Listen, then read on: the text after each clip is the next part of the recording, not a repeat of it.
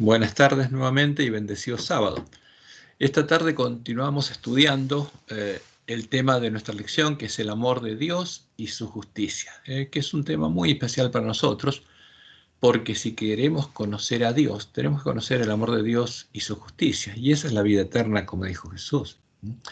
Y el título de nuestra lección ahora es Amor Pactual. Es un título llamativo, y vamos a analizarlo porque Dios entró con pacto con el pueblo adventista también como entró con el pueblo de Israel.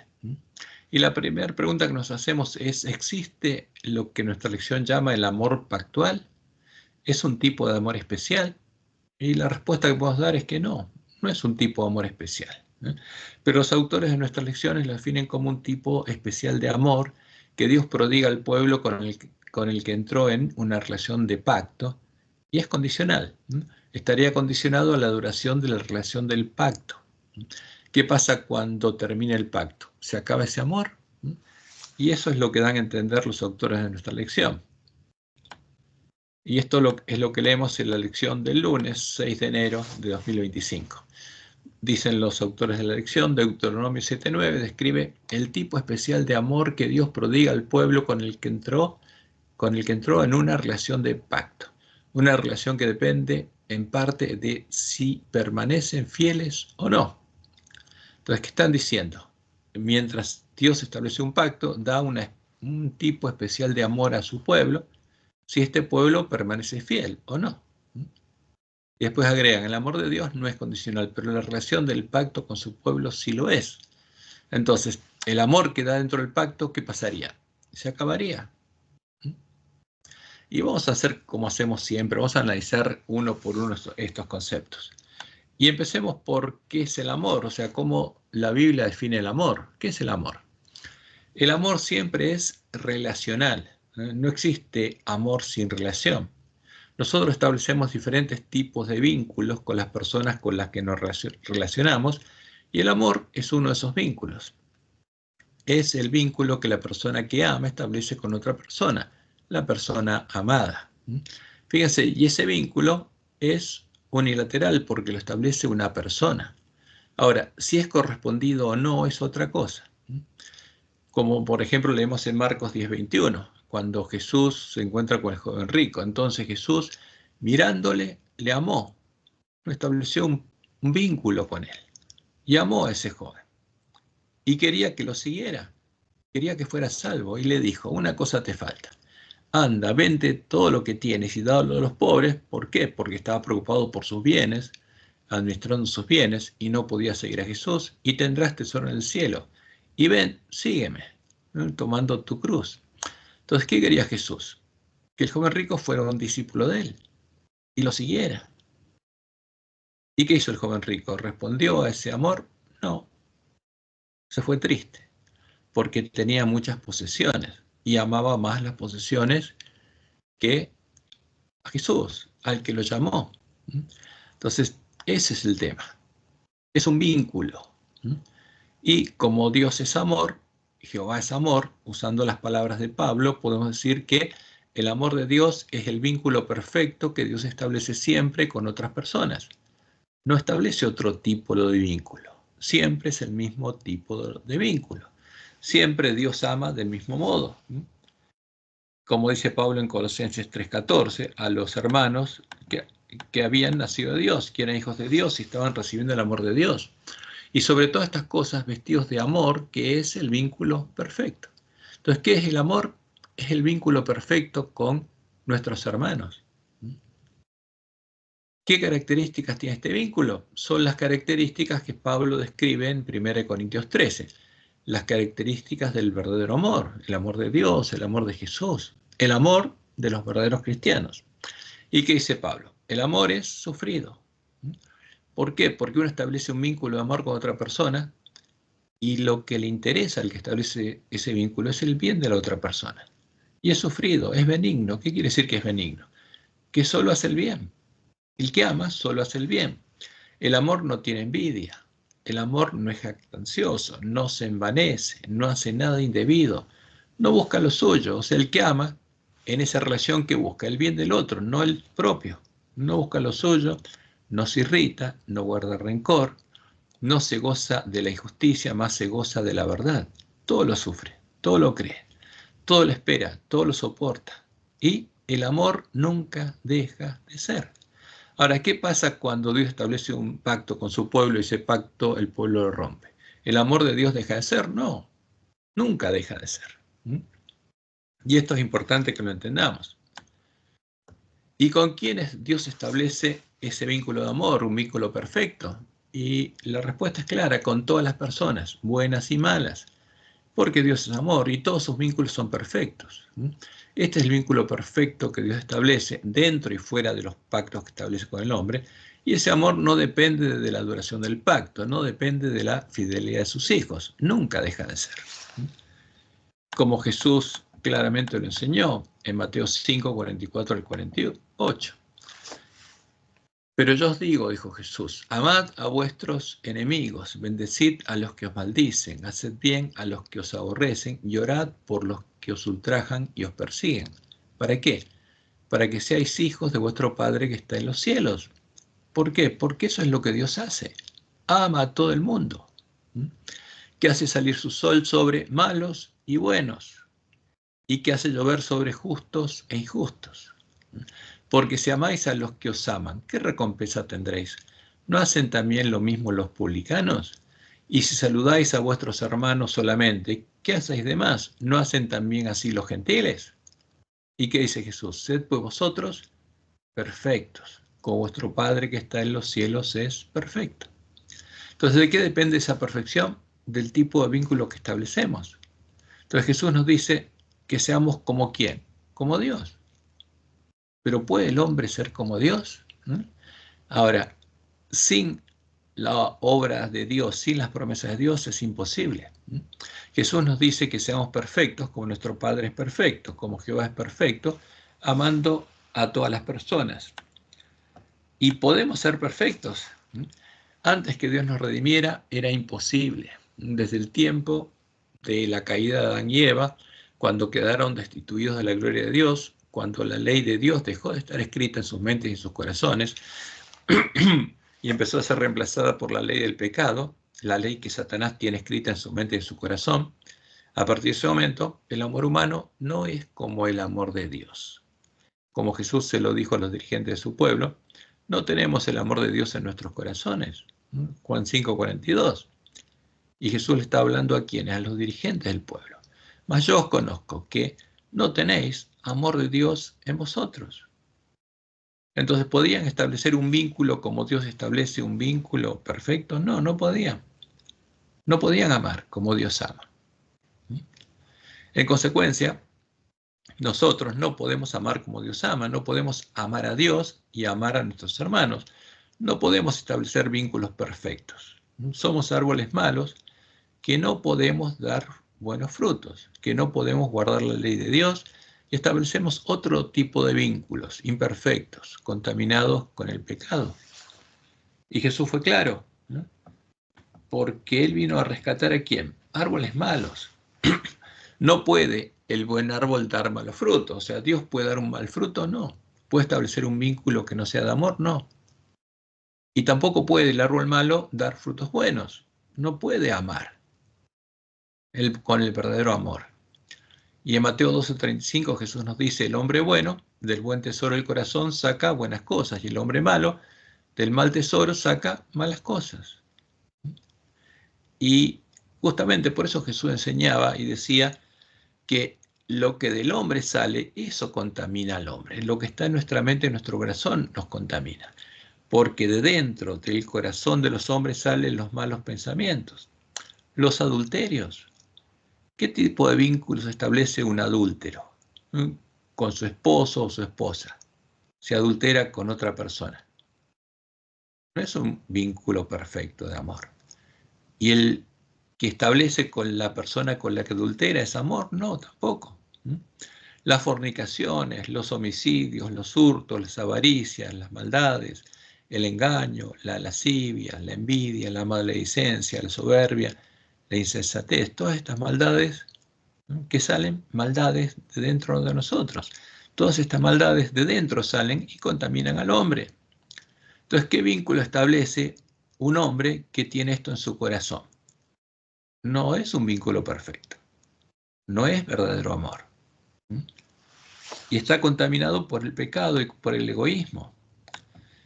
Ese es el verdadero problema del hombre. Ya no conoce a Dios, no conoce el verdadero amor, es esclavo de la ley del pecado y establece vínculos malos.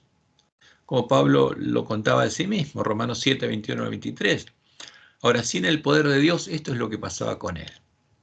Así que queriendo yo hacer el bien, hallo esta ley que el mal está en mí, porque según el hombre interior me deleito en la ley de Dios.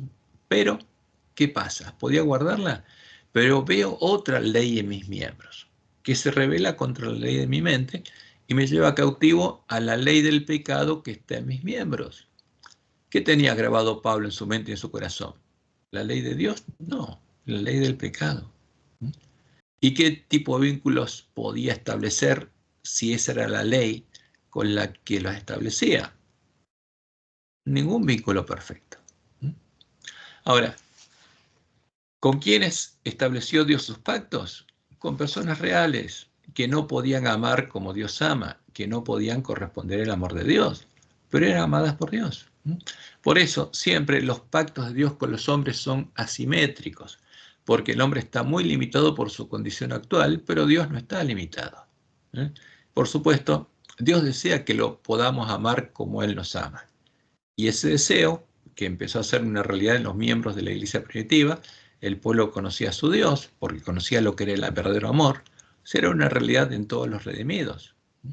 Porque ese es el objetivo final de Dios, volver a transformarnos a su imagen, para que reflejemos su carácter, que tengamos su amor en nuestros corazones, que establezcamos vínculos perfectos. Y para eso tiene que hacer en nosotros la obra que prometió hacer en el tiempo del nuevo pacto.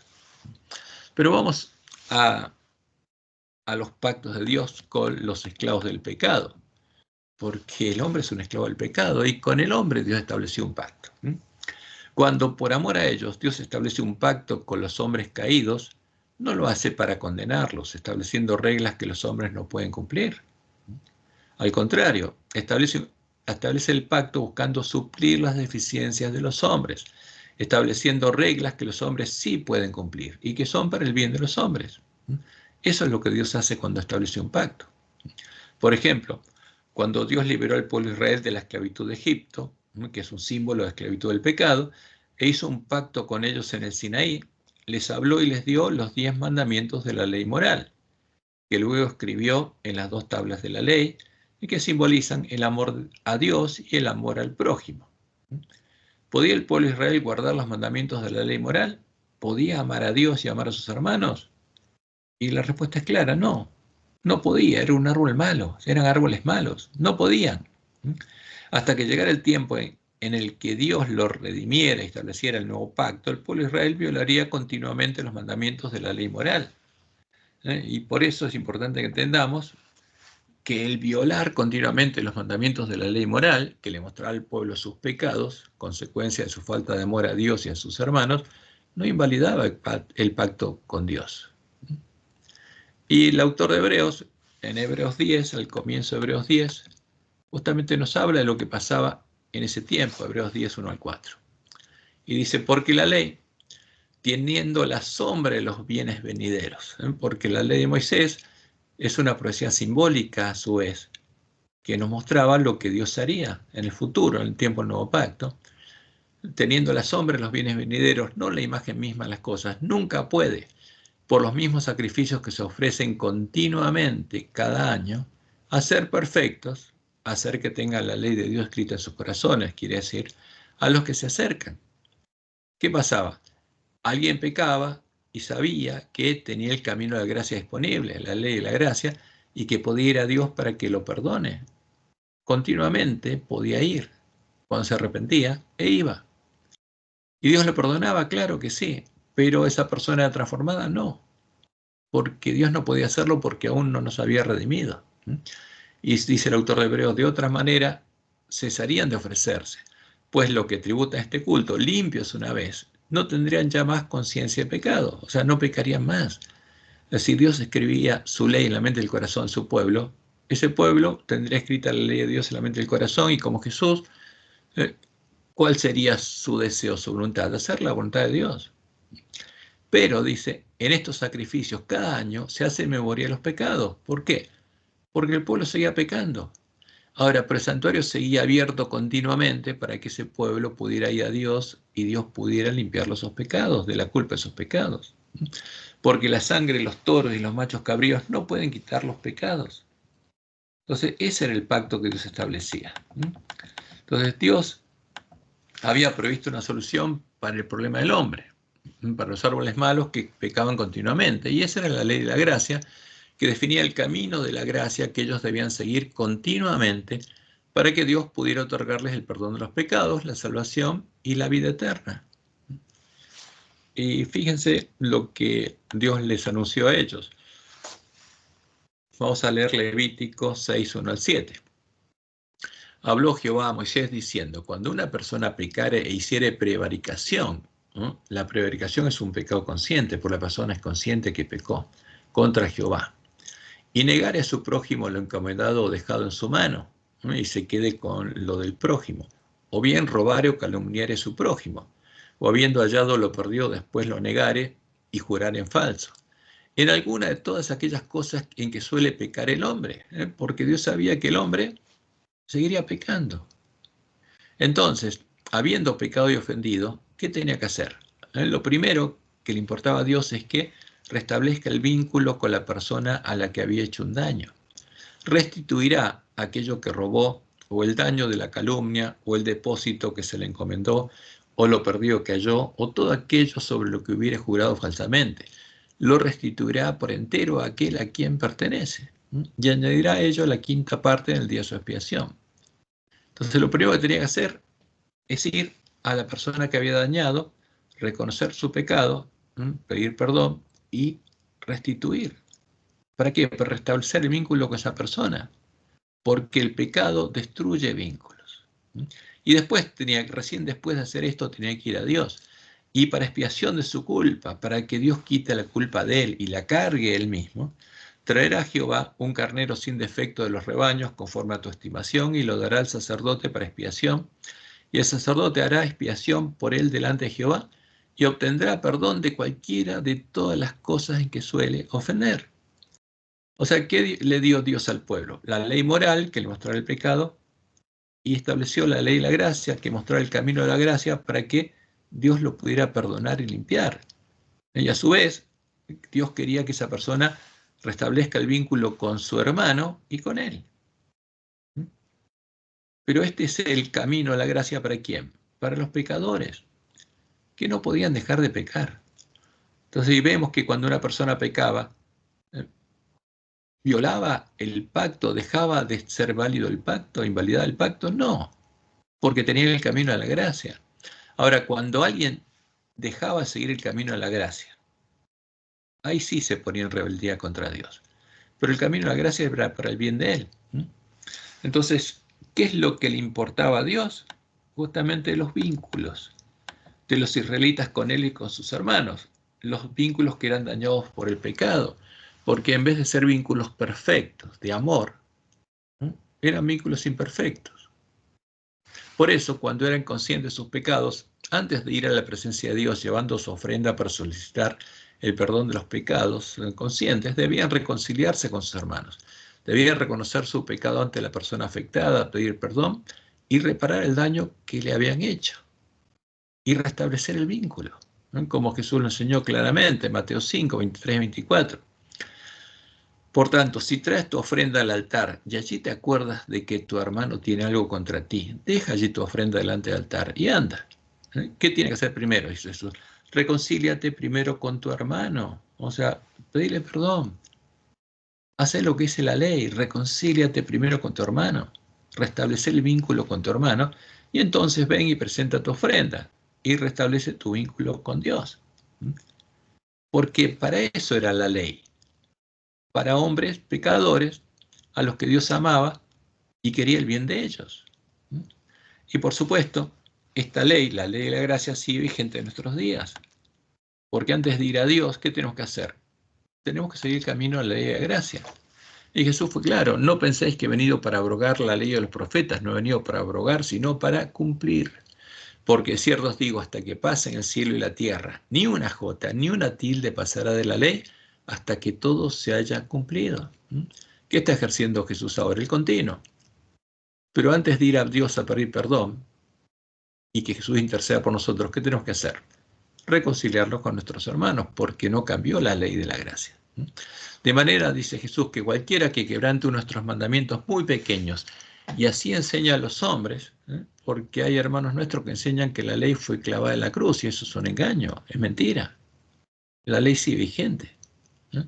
Muy pequeño será llamado el reino de los cielos, mas cualquiera que los haga y los enseñe, este será llamado grande en el reino de los cielos. Y en Malaquías 4:4 Dios nos anuncia, nos dice lo siguiente, que nos manda profeterías, pero nos dice que nos acordemos de la ley de Moisés, mi siervo, dice él, al cual encargué en Horeb ordenanzas y leyes para todo Israel, porque siguen vigentes. Ahora nosotros tenemos que entender la diferencia entre los símbolos, entre las sombras y lo real, para comprender el verdadero evangelio, el evangelio del reino de Dios. Y como Dios se lo indicó repetidamente, aunque no pudiera perfeccionarlos, todo el contenido de la ley de Moisés era para el bien de su pueblo. O sea, Dios no podía perfeccionarlos, y seguían pecando y el santuario estaba abierto continuamente para que fuera ante Él y para que Él los perdonara, después de que hubieran restablecido el vínculo con sus hermanos. Pero todo lo que está en la ley de Moisés era para bien del pueblo, porque Dios conocía a sus hijos, conocía el estado en el que estaban, y la ley estaba adaptada a ellos.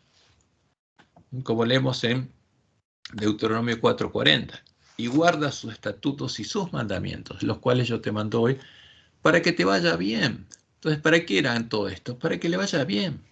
O sea, si uno restablece el vínculo con su hermano que había roto, ¿es para el bien de uno? Por supuesto que sí.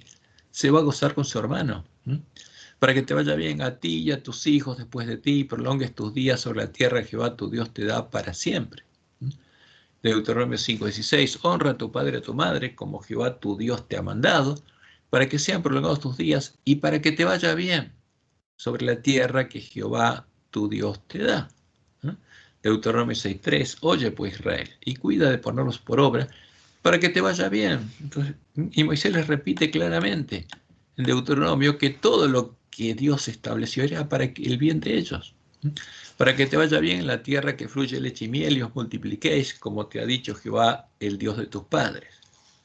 Deuteronomio 6:18, y haz lo recto y bueno ante los ojos de Jehová, para que te vaya bien, y entres y poseas la tierra que Jehová juró a tus padres.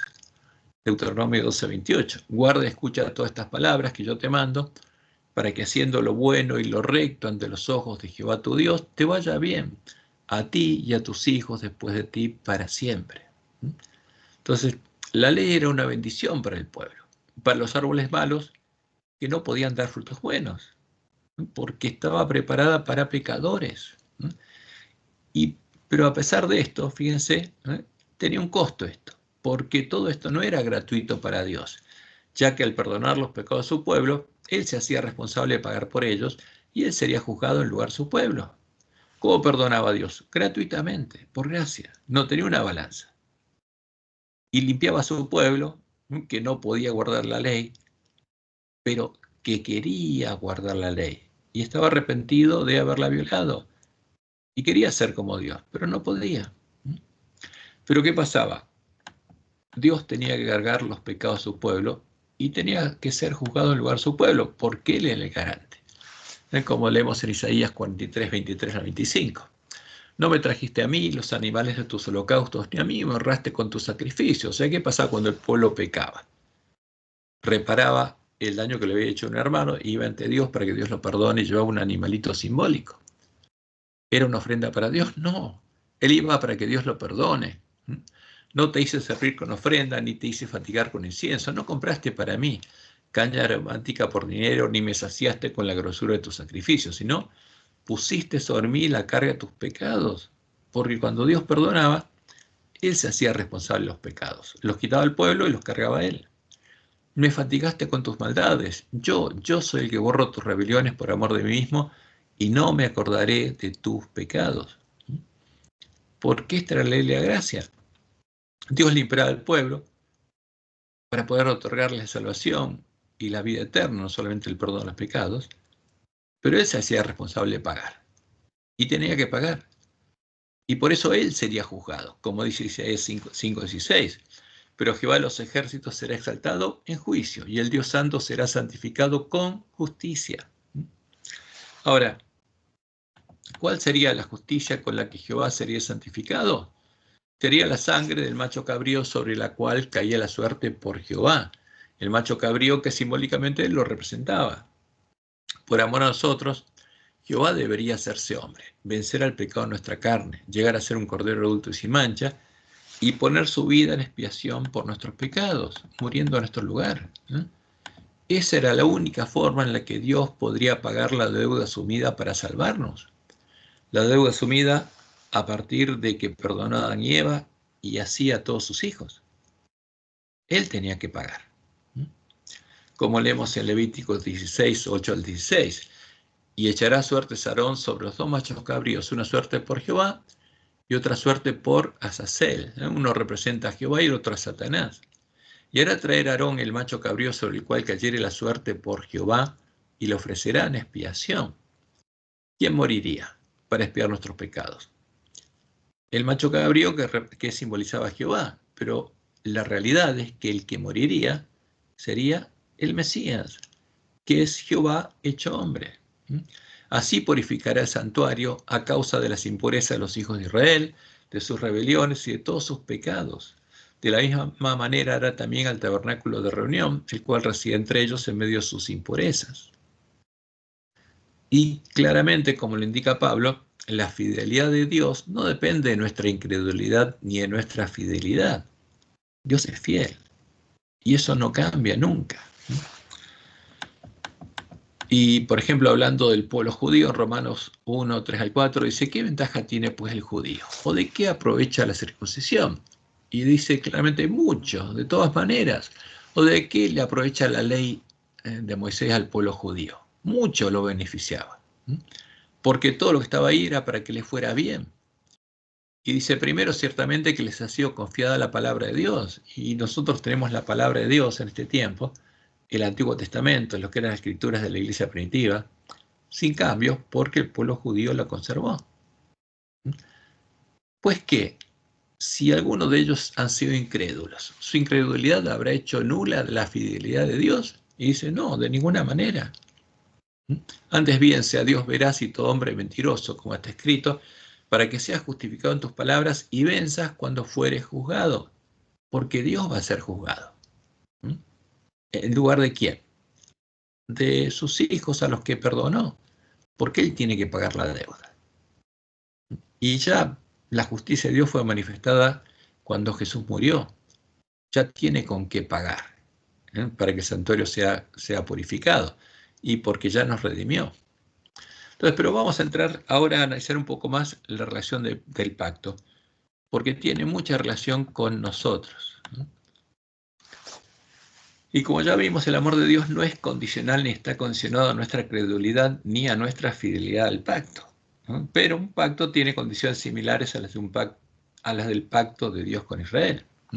Y comprenderlo es esencial para los que formamos parte del pueblo adventista, las vírgenes que salieron a recibir al esposo, porque Dios estableció con el pueblo adventista un pacto similar al que estableció con el pueblo de Israel, un pacto al que se le aplican reglas similares.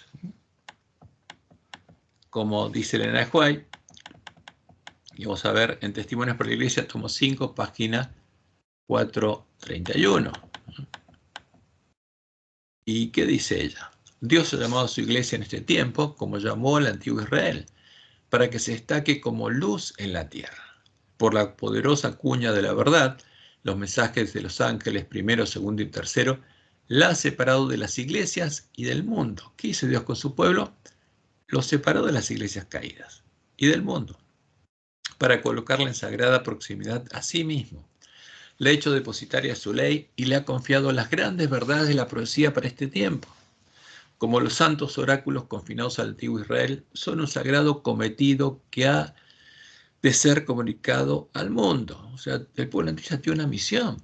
Tiene que hacer que el mundo comprenda lo que está pasando.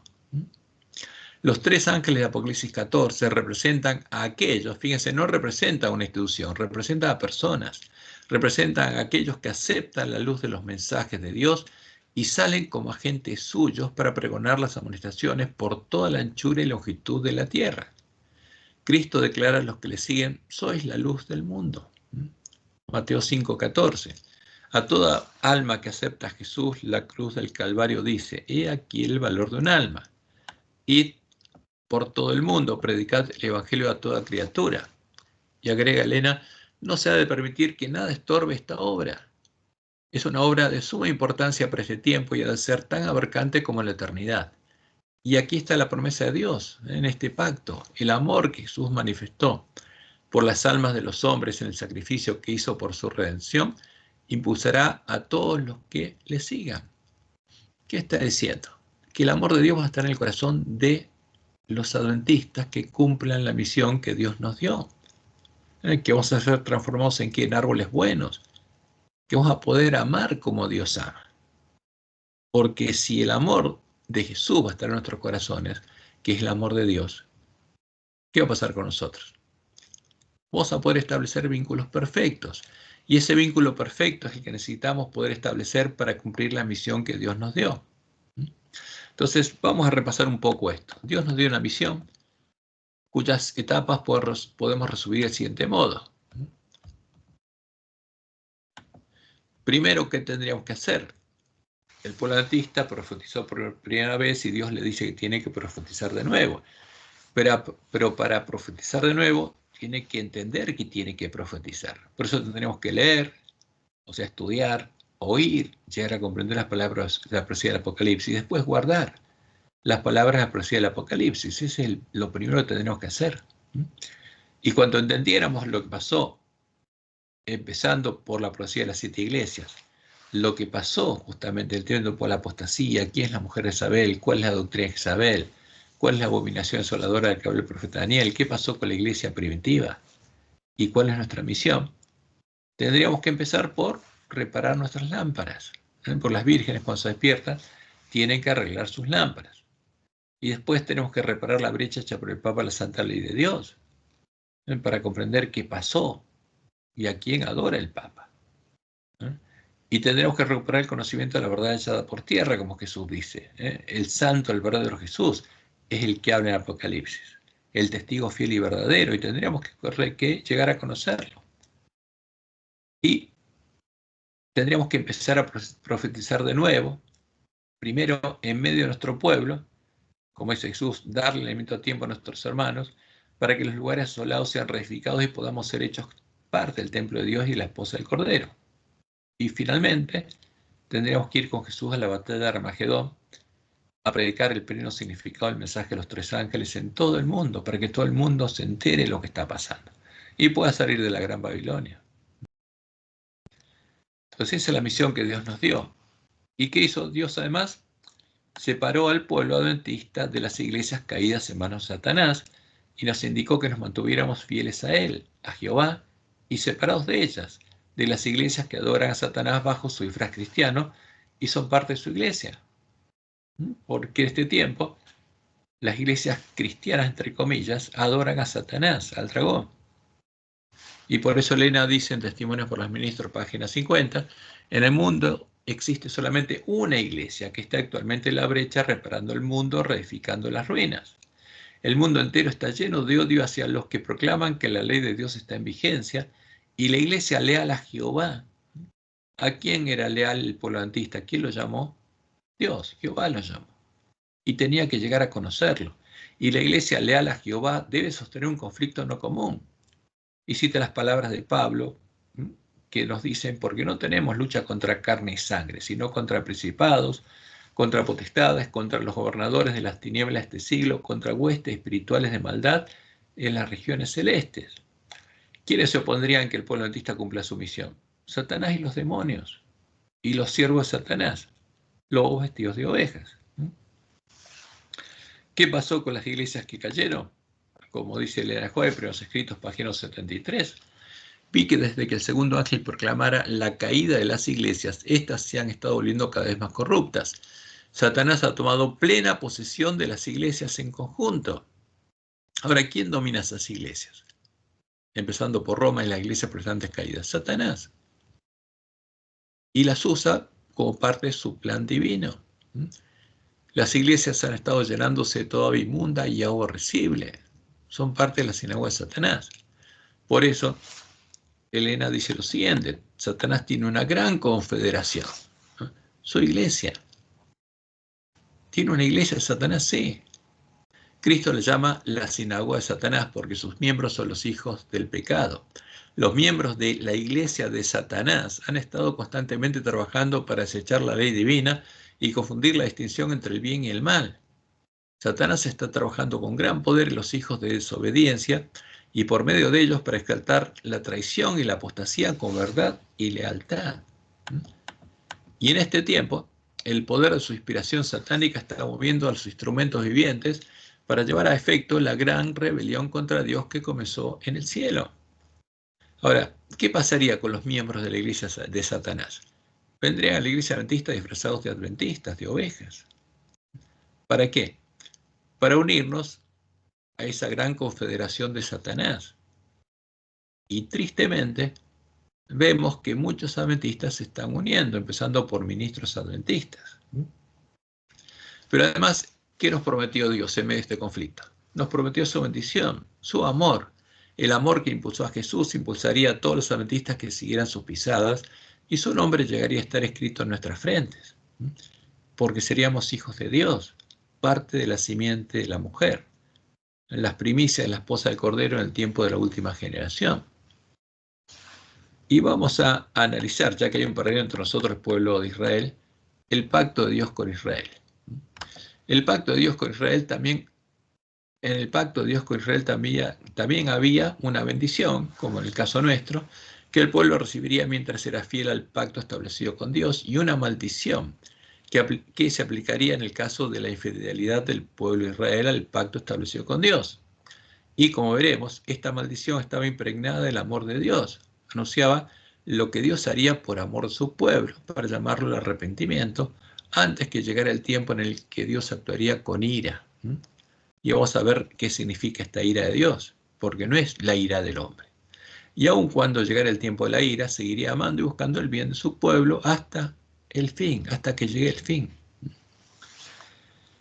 Y lo interesante es que Dios asoció el pacto con Israel con el pacto del matrimonio y le indicó a su pueblo que lo único que llegaría a invalidar su pacto es que ellos lo dejaran y se fueran en pos de otros dioses, y de ese modo adoraran a los demonios, adulterando con ellos.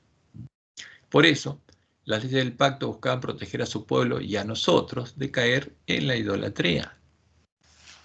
Y esto es lo que Moisés le recuerda a su pueblo en Deuteronomio 4, del 10 al 23. Y les dice: el día que estuviste delante de Jehová tu Dios en Horeb, cuando Jehová me dijo: reúneme el pueblo para que yo les haga oír mis palabras, las cuales aprenderán para temerme todos los días que vivieren sobre la tierra, y las enseñarán a sus hijos. Y os acercasteis y os pusisteis al pie del monte, y el monte ardía en fuego hasta en medio de los cielos con tinieblas, nube y oscuridad. Y habló Jehová con vosotros en medio del fuego. ¿Qué pasó? Oísteis la voz de sus palabras, más excepción de oír la voz, ninguna figura visteis. Y esto es muy importante, porque Dios nos mandó que no nos hagamos ningún tipo de imagen. Ningún tipo de imagen como las que aparecen en nuestros folletos de la lección, violando la ley de Dios. Oísteis la voz de sus palabras, más excepción de oír su voz, ninguna figura visteis. Y Él os anunció su pacto, el cual os mandó poner por obra los 10 mandamientos y los escribió en 2 tablas de piedra. A mí también me mandó Jehová en aquel tiempo que os enseñase los estatutos y juicios para que los pusieseis por obra en la tierra la cual pasáis a tomar posesión de ella. ¿Y qué le dice Moisés entonces? Porque este era el principal problema que afectaría al pueblo. Guardad pues mucho vuestras almas, pues ninguna figura visteis el día que Jehová habló con vosotros de medio del fuego. ¿Y por qué Jehová se preocupa de hacer eso? Para que no os corrompáis y hagáis para vosotros escultura, imagen de figura alguna, efigie de varón o hembra, figura de animal alguno que está en la tierra, figura de ave alguna, alada que vuele por el aire, figura de ningún animal que se arrastre sobre la tierra, figura de pez alguno que haya en el agua debajo de la tierra. No sea que alces tus ojos al cielo y viendo el sol y la luna y las estrellas y todo el ejército del cielo seas impulsados y te inclines a ellos y les sirvas. Ahora, ¿cuál es el problema? Ninguna imagen. Porque la idolatría justamente es adorar imágenes. Y el que se hace una imagen, como Dios dice, no te harás imagen ni ninguna semejanza. El que se hace las imágenes ya está violando la ley, especialmente cuando se hace imágenes de Dios. ¿No? Hace una imagen de una ave y dice que es el Espíritu Santo. Y eso es un pecado. ¿Por qué? Porque estás generando ídolos y te inclines a ellos y les sirvas, porque Jehová tu Dios los ha concedido a todos los pueblos debajo de los cielos. Guardaos, no os olvidéis del pacto de Jehová vuestro Dios, que Él estableció con vosotros, y no os hagáis escultura e imagen de ninguna cosa que Jehová tu Dios te ha prohibido. Porque eso es lo que buscaría hacer Satanás para hacerlos caer en la idolatría, como sus vecinos. Y en Éxodo 20 leemos que cuando Dios le dio los 10 mandamientos a su pueblo, le dijo a Moisés, así dirás a los hijos de Israel, vosotros habéis visto que he hablado desde el cielo con vosotros. No hagáis conmigo dioses, no sean conmigo imágenes. Y eso es claro. Y bueno, eso es lo que tenemos que comprender, porque el que se hace imágenes y las adora, cayó en la idolatría, y detrás de esos ídolos, ¿quién está? Satanás y los demonios. Por supuesto, Satanás lo sabía esto, que la única forma de alejar a Dios su pueblo era la idolatría, y para separar a Jehová de su pueblo buscaría hacer caer al pueblo israelí en la idolatría, como lo hizo en Sittim, usando a las mujeres que son el tipo de las iglesias protestantes caídas, para que sedujeran al pueblo de Israel, fornicaran con ellos y los hicieran participar de sus ceremonias religiosas y adorar a sus dioses, del mismo modo en que buscarían hacerlo en este tiempo con el pueblo adventista. Y tristemente hay adventistas que están haciendo eso. ¿Cuál fue el resultado? Los que fornicaron con estas mujeres no entraron a Canaán. Esta es una clara advertencia para todo el pueblo adventista, especialmente para nuestros ministros, que lo están haciendo. Y vamos a leer lo que relata Números 25, 1 al 3. Moraba Israel en Sittim, y el pueblo empezó a fornicar con las hijas de Moab, las cuales invitaban al pueblo al sacrificio de sus dioses. Y el pueblo comió y se inclinó a sus dioses, y acudió el pueblo a Baal Peor, y el furor de Jehová se encendió contra Israel. Porque estaba fornicando, estaba violando el pacto. Porque este era el pecado que hacía que el pueblo viole el pacto con Dios. Y como dice en el Juay, y está en el evento de los últimos días, página 62, en estos últimos días el pueblo de Dios será expuesto a los mismos peligros que enfrentó el antiguo Israel. Aquellos que no reciban las advertencias que Dios da, caerán en los mismos peligros en los que cayó el antiguo Israel y no entrarán en el descanso debido a su incredulidad. En su historia tenemos una señal de peligro que se levanta ante nosotros. ¿Y qué pasaría? ¿Quiénes fornicarían con las mujeres? Nuestros ministros empezarían a hacerlo. Como Dios le mostró en el Juay, conforme vaya acercándose la tempestad, muchos que profesaron creer en el mensaje del tercer ángel, pero que no fueron santificados por la obediencia a la verdad, abandonarán su fe e irán a engrosar las filas de la oposición, uniéndose con el mundo. ¿Con quiénes se unirían? Con las iglesias caídas, que a su vez se unirían a Roma, y participando de su espíritu. Si ellas son parte de la sinagoga de Satanás, ¿qué espíritu guiaría a estos pastores que se unirían a ellas? Se harían habitación de demonios. Llegará a ver las cosas casi bajo el mismo aspecto. Hombres de talento y elocuencia, los ministros, que se gozaran un día en la verdad, emplearán sus facultades para seducir y descarriar almas. Primero participan del espíritu que guía a estas mujeres y después, en nuestra iglesia, emplearían sus facultades para seducir y descarriar almas. Y es triste, pero es la palabra profética más segura y tiene que pasar. Por eso Dios lo anunció, para que estemos alertas y no seamos engañados. Entonces, ¿quién aconsejó justamente en ese tiempo al rey enemigo Balac a hacer esta obra, a mandarlas a las mujeres para que forniquen al pueblo de Israel? Y fue Balaam. Del mismo modo en el que lo harían los apóstatas de la iglesia primitiva con Constantino, para hacer que el pueblo de la iglesia primitiva comiera de cosas sacrificadas a los ídolos y adorara la abominación desoladora, a la imagen cristiana de los Baales, definida en la doctrina de Jezabel, y de ese modo adoraran a Satanás y a los demonios, como leemos justamente en Números 31:16. Y aquí hay un salto, no sé por qué está, vamos a solucionarlo. Aquí está. He aquí, por consejo de Balaam, ellas fueron causa de que los hijos de Israel prevaricasen contra Jehová en lo tocante a Baal peor. ¿Quién aconsejó esto? Balaam, porque él sabía cuál era el pacto. Él sabía que para que Jehová se apartara a su pueblo, el pueblo tenía que adorar a otros dioses. Por lo que hubo mortandad en la congregación de Jehová. Y que leemos en Apocalipsis 2:14, que la misma obra sería hecha por los apóstatas de la iglesia primitiva, los que creerían en la doctrina de Jezabel, la doctrina de la Trinidad. Pero tengo unas pocas cosas contra ti, que tienes ahí a los que retienen la doctrina de Balaam, que enseñaba a Balac a poner tropiezo ante los hijos de Israel, a comer de cosas sacrificadas a los ídolos y a cometer fornicación. Y Satanás sabía que lo que le dio éxito, le permitió tener éxito en ese tiempo, le permitiría siempre tener éxito. Y lo repitió en el tiempo de la apostasía de la iglesia primitiva, en el tiempo de la iglesia de Pérgamo. Y así Constantino disfrazó a la mujer Jezabel de iglesia. Y la mujer Jezabel empezó a darle a comer al pueblo de Dios de cosas sacrificadas a los ídolos y haciéndolo fornicar con los demonios. Pero tengo unas pocas cosas contra ti, que le toleras que esa mujer Jezabel, la iglesia universal o católica del Imperio Romano, que se dice profetiza, que se dice iglesia, enseña y seduzca a mis siervos a fornicar, a tener relaciones ¿con quién? Con otro Dios, y a comer cosas sacrificadas a los ídolos. Pero vosotros, los demás que están en Tiatira, ¿cuándo no tienen esa doctrina? ¿Y esa doctrina cuál es? La doctrina de Jezabel. Y no han conocido los que ellos llaman las profundidades de Satanás. Yo os digo, no os impondré otra carga. Porque al adorar conscientemente a los demonios, se hacía habitación de demonios, y los demonios los llevaban a conocer las profundidades de Satanás y a ser hijos de Satanás, y a convertirse en asesinos.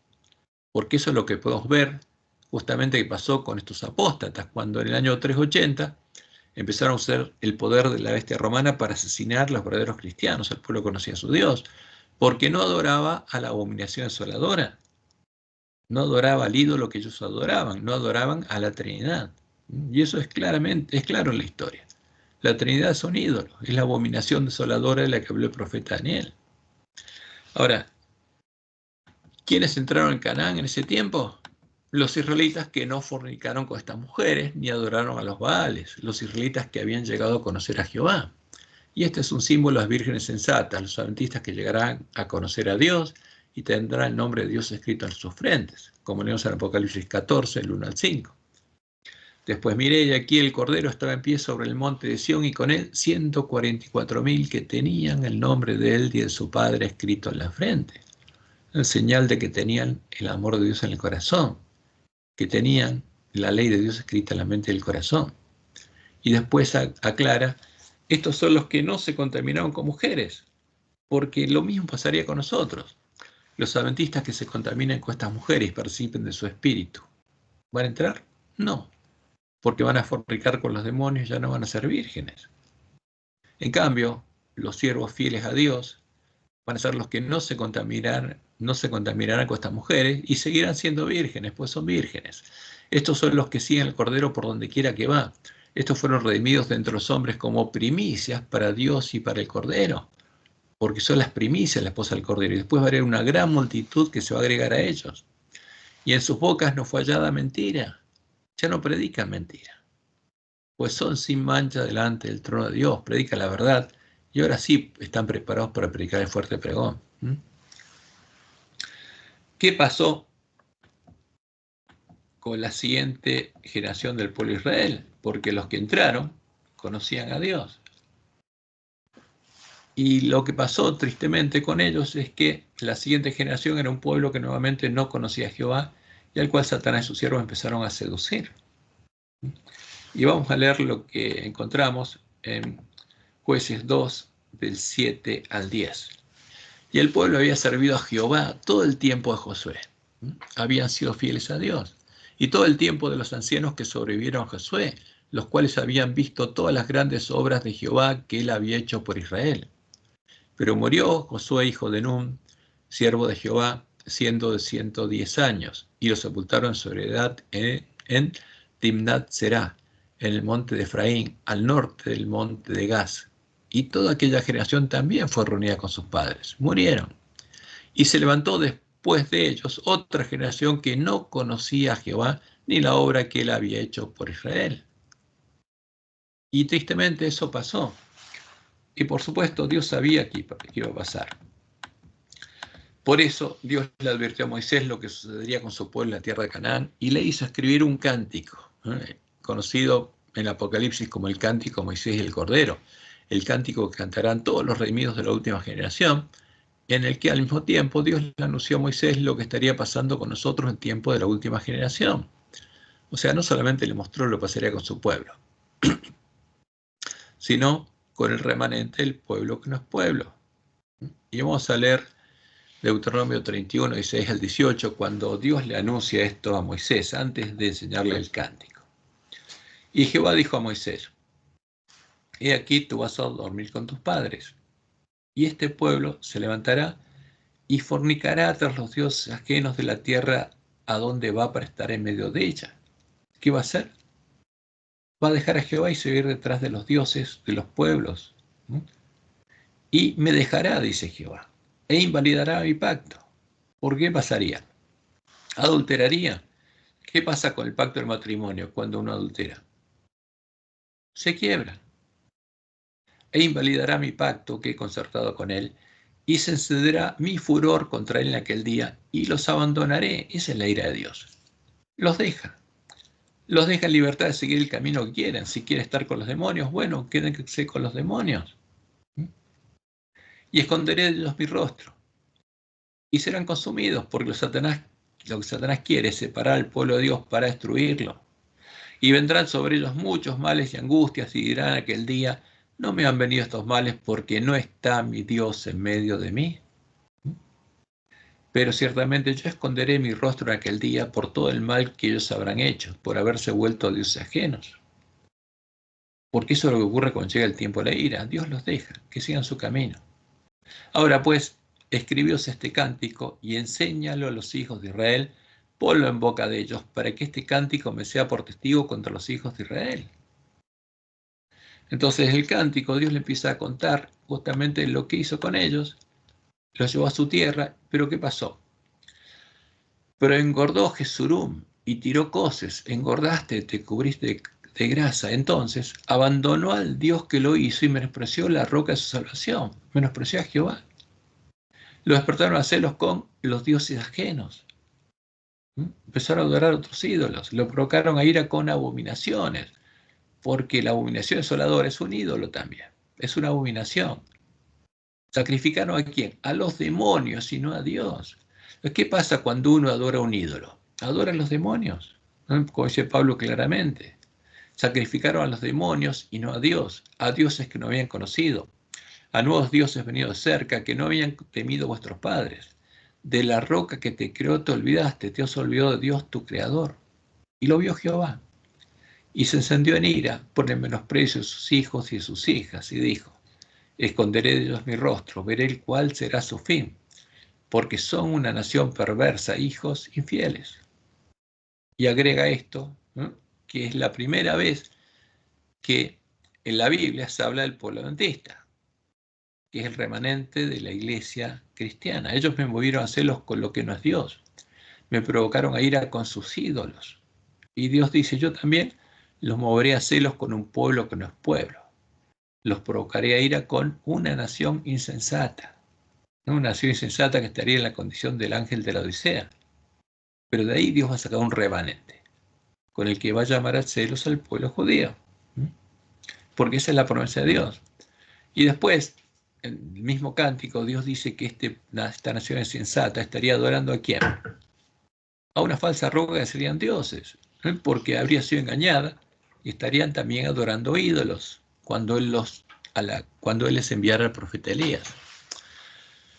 Ahora, ¿qué estaría pasando en el pueblo que no es pueblo? Estaría adorando una falsa roca que serían dioses a la que habrían puesto el lugar de Jehová, como los apóstatas de la iglesia primitiva, y cuya vid sería la vid de Sodoma.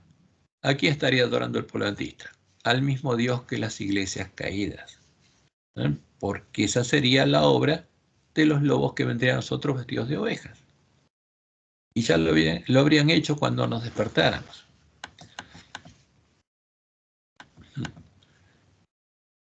¿Qué pasaría cuando su pueblo lo dejara y se fuera en pos de otros dioses? Porque esto es importante entenderlo. ¿Qué va a pasar con nosotros también? ¿Qué haría Dios? Dios actuaría con amor, buscando corregirlo, como lo anunció en la maldición de la ley. Y lo hizo muchas veces hasta que viera que el pueblo rechazara sus llamados al arrepentimiento. Solo entonces lo dejaría y se alejaría de ellos, como le indicaron los levitas que habían vuelto a Babilonia a su tierra, a reedificar y habitar la ciudad de Jerusalén. Entonces vamos a ver lo que Dios anunció que haría con su pueblo. Por ejemplo, por medio de Oseas 5, 4 y 6. No piensa en convertirse a su Dios, porque espíritu de fornicación está en medio de ellos y no conocen a Jehová. La soberbia de Israel les mentirá en su cara. Israel y Efraín tropezarán en su pecado y Judá tropezará también con ellos. Con sus ovejas y con sus vacas andarán buscando a Jehová y no le hallarán. ¿Por qué? Se apartó de ellos. O sea, cuando llegara el tiempo de la ira, ya no habría posibilidad de buscar a Jehová porque Jehová no los oiría. Y vamos a ver por qué Dios haría esto. Oseas 9, 9 al 12. Llegaron hasta los más bajos en su corrupción, como en los días de Gabá. Ahora se acordará de su iniquidad, castigará su pecado. Como uvas en el desierto a Israel, como la fruta temprana de la higuera en su principio vi a vuestros padres. Ellos acudieron a Baal peor, se apartaron para vergüenza, y se hicieron abominables como aquellos que amaron.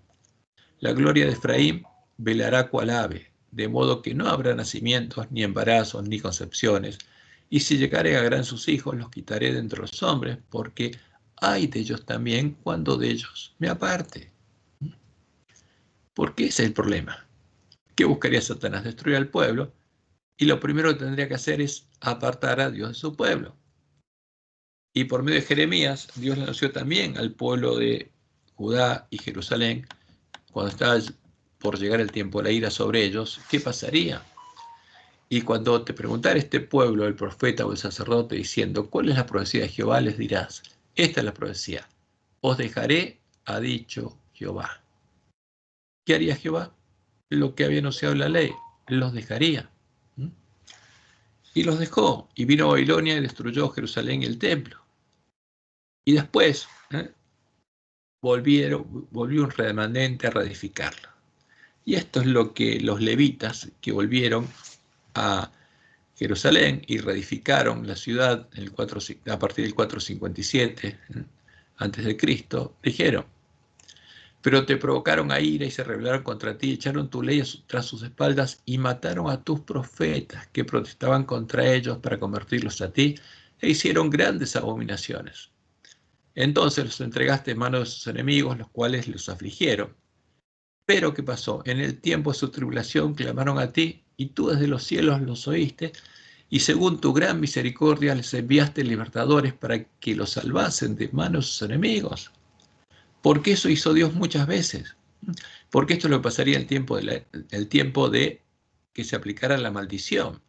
Dios permitiría que le pasen estos males, pero cuando ellos se arrepintieran, los oiría. El problema es cuando no se llegaran a arrepentir. Pero una vez que tenían paz, volvían a hacer lo malo delante de ti, por lo cual los abandonaste en manos de sus enemigos que los dominaron. pero volvían y clamaban otra vez a ti, y tú desde los cielos los oías, y según tus misericordias muchas veces los libraste. ¿Cuántas veces repitieron esto? Muchas veces.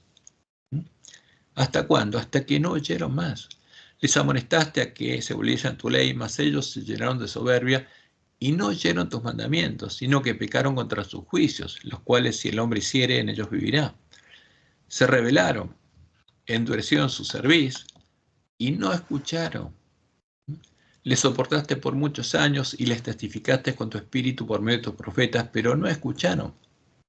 Por lo cual los entregaste en manos a los pueblos de la tierra, O sea, finalmente, cuando a pesar de todo lo que pasaba, no escucharon más y endurecieron su corazón, llegó el tiempo de la ira y Dios los dejó. Mas tú, por tus muchas misericordias no los consumiste ni los desamparaste, porque eres Dios clemente y misericordioso. Fíjense, en el tiempo de la ira incluso los protegió y los sigue protegiendo hasta el tiempo que los va a llamar a celos. Ahora pues, Dios nuestro, Dios grande, fuerte, temible, que guardas el pacto y la misericordia, no se ha tenido en poco delante de ti todo el sufrimiento que ha alcanzado a nuestros reyes, a nuestros príncipes, a nuestros sacerdotes, a nuestros profetas, a nuestros padres y a todos tus pueblos. ¿Desde cuándo? Desde los días de los reyes de Asiria hasta este día.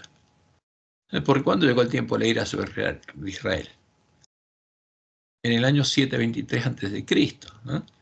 Después de que Dios les enviara el profeta Elías y ellos volvieran a caer en la apostasía, llegó el tiempo de la ira sobre las 10 tribus del reino de Israel y Dios se alejó de ellos.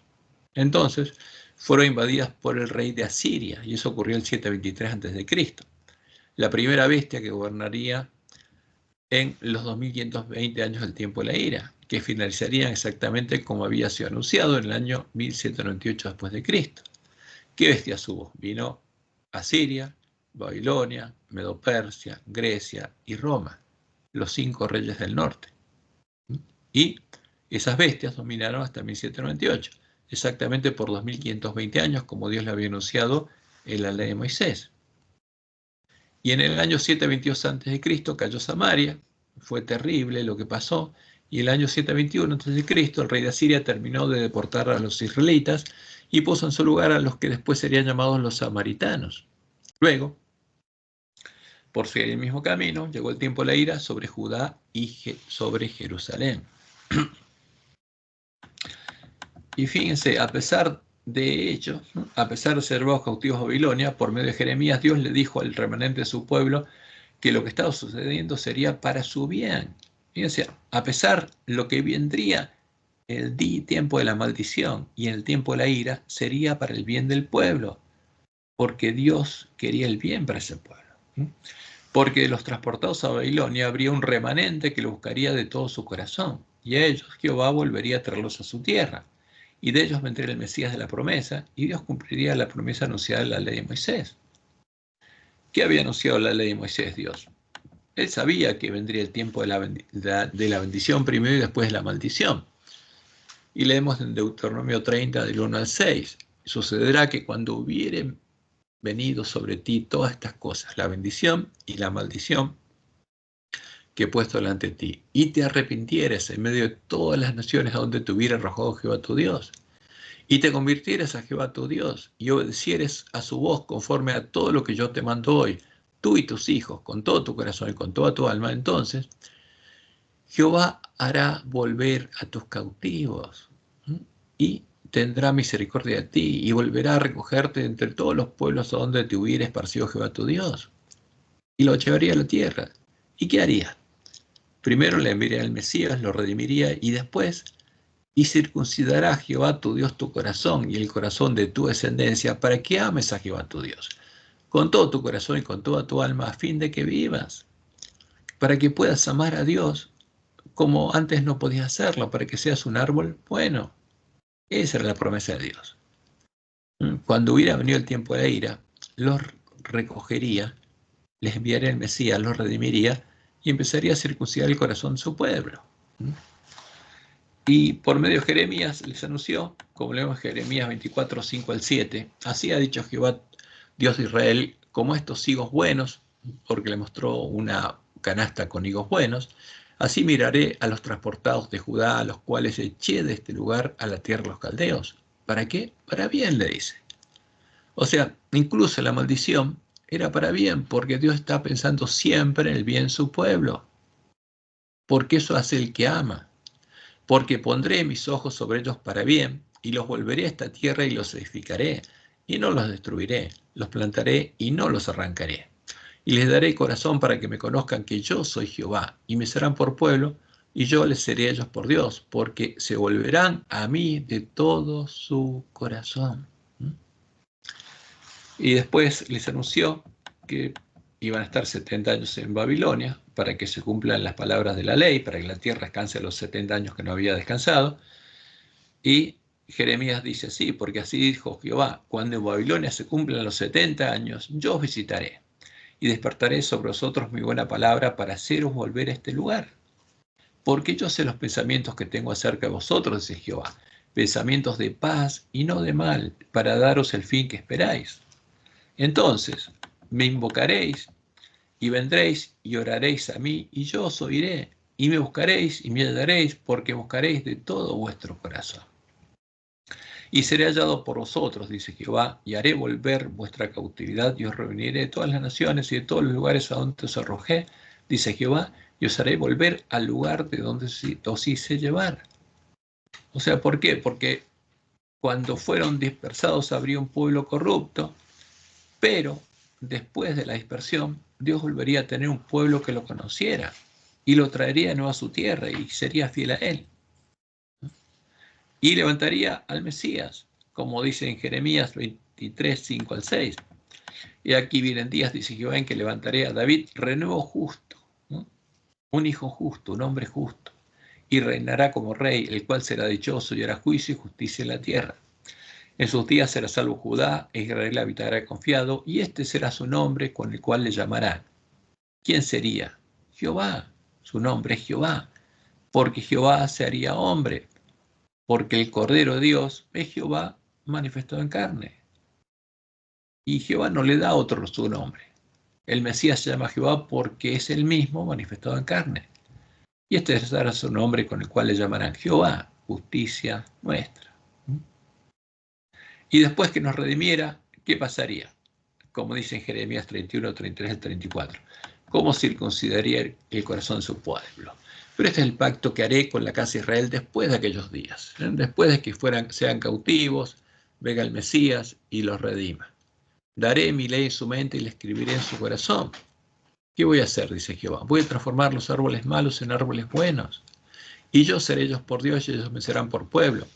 Y no enseñará más ninguno a su prójimo ni ninguno a su hermano diciendo conoce a Jehová, porque todos me conocerán. Y este es el pueblo que conocía a su Dios, el pueblo que prefirieron morir antes que adorar a la Trinidad. Porque todos me conocerán, desde el más pequeño de ellos hasta el más grande, dice Jehová. Porque perdonaré la maldad de ellos y no me acordaré más de su pecado. Y esto es lo que hizo con su pueblo.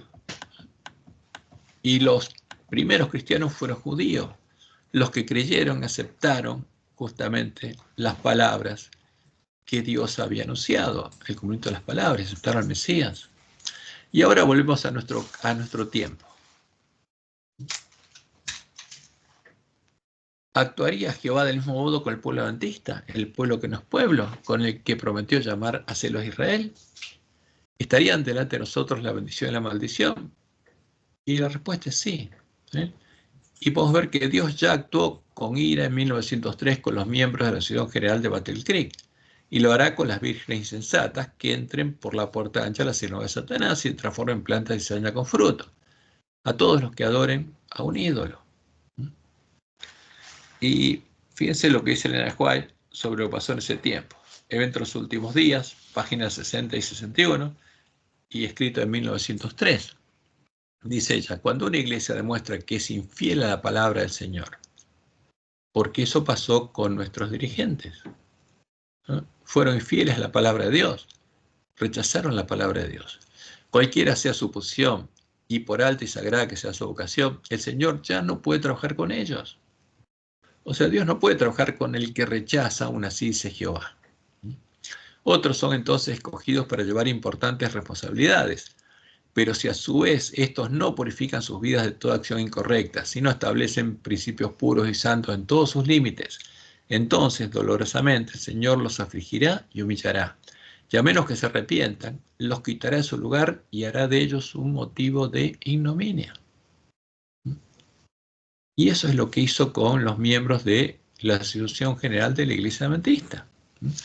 Ahora, vamos a ver qué pasó en el tiempo de la apostasía alfa, porque esto es muy importante para nosotros. En 1888, cuando los dirigentes de la Asociación General se pusieron al mensaje que Dios les enviaba, por medio de Wagner y Jones, se manifestó la que Ellen White identificó como la apostasía alfa, que venía desarrollándose desde algunos años antes, pero ahí se manifestó abiertamente.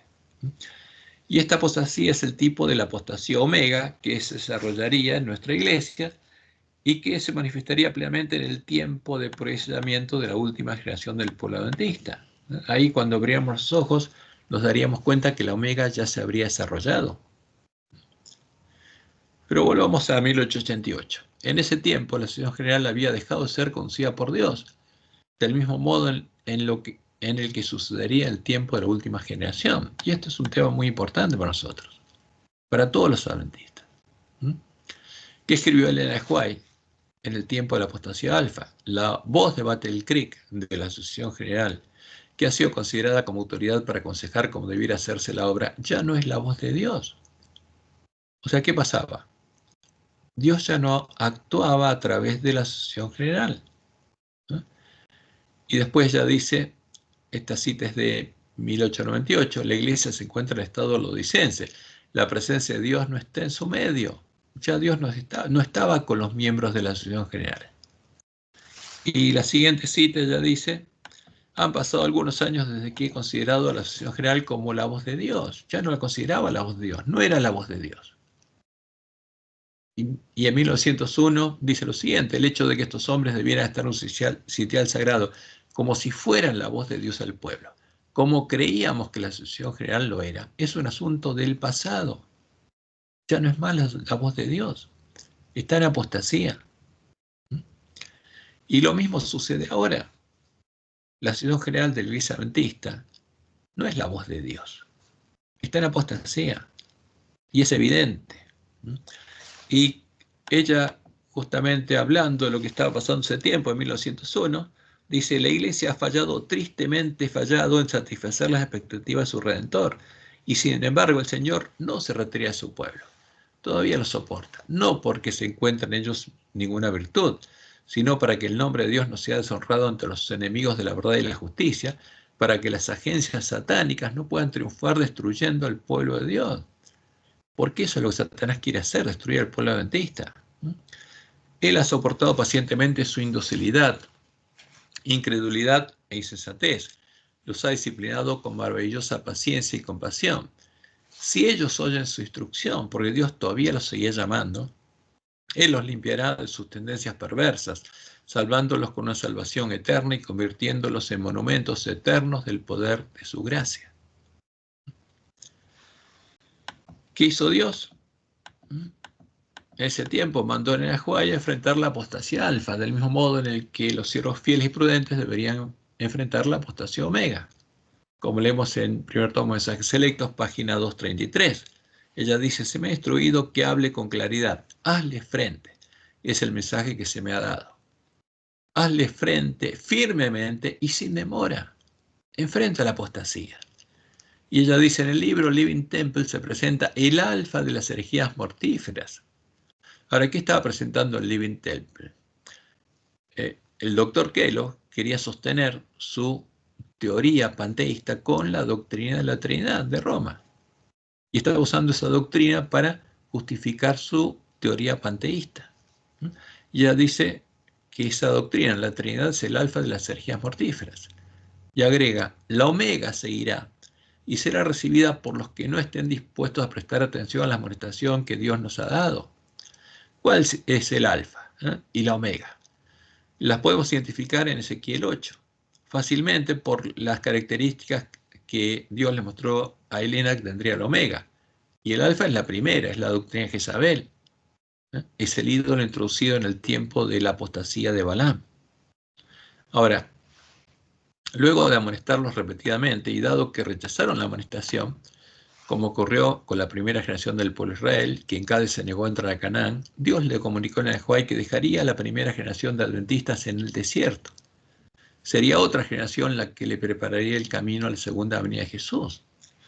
Y esa es la razón por la demora, la tardanza, en la cual las vírgenes se duermen. Porque Dios llevó al pueblo de Israel directo a Canaán y no quisieron entrar.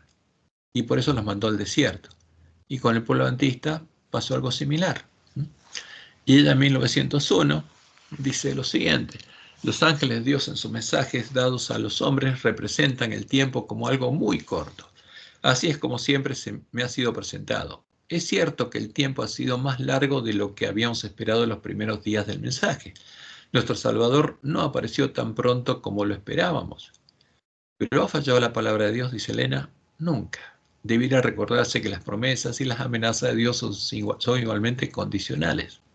Y agrega: tal vez tengamos que permanecer aquí en este mundo muchos años más debido a la insubordinación, como le sucedió a los hijos de Israel.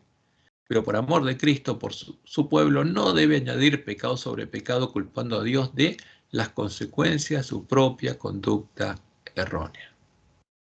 Y esa generación no entró y no le preparó el camino a la segunda venida. Y el pueblo adventista, como Dios le dijo a Elena White, cuando ella iba a descansar, cuando iba a dormir, cuando ella muriera, empezarían los cambios porque entraría el enemigo y haría la obra que Dios había anunciado en nuestra iglesia. ¿Y qué pasó con el pueblo de Israel? Como leemos en Números 14, 20 al 25, en el tipo. Entonces Jehová dijo: yo lo he perdonado conforme a tu dicho, mas tan ciertamente como vivo yo, y mi gloria llena toda la tierra, todos los que vieron mi gloria y mis señales que he hecho en Egipto y en el desierto, y me han tentado ya 10 veces, y no han oído mi voz, no verán la tierra la cual juré a sus padres. Y eso tristemente pasó con el pueblo adventista. No, ninguno de los que me han irritado la verá. Ahora bien, el amalecita y el cananeo habitan en el valle. Volveos mañana y salid al desierto, camino del Mar Rojo. De vuelta al desierto, a dar vuelta por el desierto 40 años. ¿Y qué pasó después de 1901? Ya esa generación no entraría, pero Dios seguía llamando a su pueblo al arrepentimiento, y especialmente a los dirigentes de la Asociación General.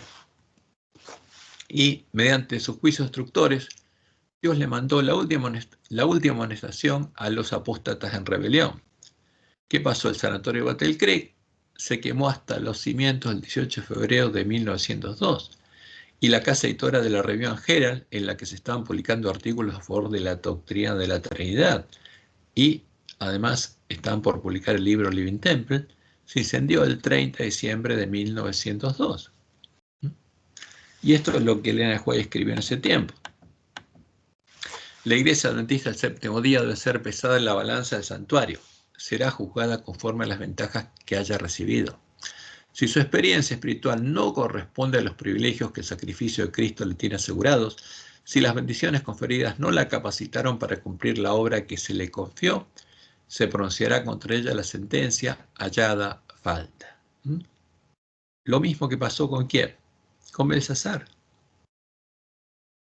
Hallada falta. Será juzgada según la luz y las ocasiones que le fueron deparadas. Y agrega Elena: las solemnes advertencias que nos han sido dadas por la destrucción de instituciones valiosas y útiles nos dicen: recuerda por tanto donde has caído y arrepiéntete y haz las primeras obras. Y agrega: a menos que la iglesia contaminada por la apostasía. ¿Qué pasaba con la iglesia adventista? Estaba contaminada por la apostasía.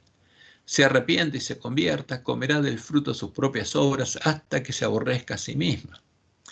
Si resiste el mal y busca el bien, si busca a Dios con toda humildad y responde a su vocación celestial en Jesucristo, si permanece sobre la plataforma de la verdad eterna, y si por fe realiza los planes que ha sido trazado a su respecto, ella será sanada. O sea, si empieza de vuelta a seguir el camino que Dios le indicó que debe seguir, va a ser sanada. Aparecerá en la sencillez y pureza que provienen de Dios, exenta de todo compromiso terrenal, demostrando que la verdad la ha hecho realmente libre. Entonces sus miembros serán verdaderamente elegidos por Dios para ser sus representantes. ¿Y qué pasó? A pesar de todo esto, los dirigentes siguieron en apostasía y en rebeldía. Y como los dirigentes de la Asociación General no se arrepintieron a su apostasía, a pesar de las amonestaciones de Dios, en el año 1903 Dios le indicó a Elena de White que él ya los había dejado, que había actuado como con el pueblo de Israel en el tiempo de la apostasía, con ira, y que ellos se apartaran de Battle Creek y que no mandaran a sus hijos a sus instituciones porque Satanás había tomado su lugar, como había sucedido con las iglesias caídas. Y esto es lo que leemos en los testimonios especiales, serie B número 7, páginas 30 al 31. Ahí no voy a traducirlo directamente de inglés, sino que copié una traducción y vamos a leer la traducción en castellano. Y ella dice, nos han dicho lo que vendría y ha llegado. El enemigo ha estado trabajando bajo una especie de invención científica, tal como trabajó en el Edén. No puedo especificarlo todo ahora, pero les digo a nuestras iglesias, tengan cuidado con las representaciones provenientes de Battle Creek, que los llevarían a desatender las advertencias dadas por el Señor sobre el esfuerzo de hacer de ese un gran centro educativo. No dejéis que vuestros hijos e hijas se reúnan allí para recibir su educación. ¿Qué pasa? No envíen más a sus hijos a Battle Creek. ¿Por qué? Poderosas agencias, espíritus de demonios, han estado trabajando sigilosamente allí para sembrar las semillas del mal.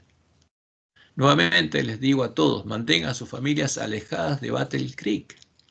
Aquellos que tan a menudo se han opuesto a los esfuerzos de expulsión de Battle Creek, algunos de ellos serán seducidos de la verdad.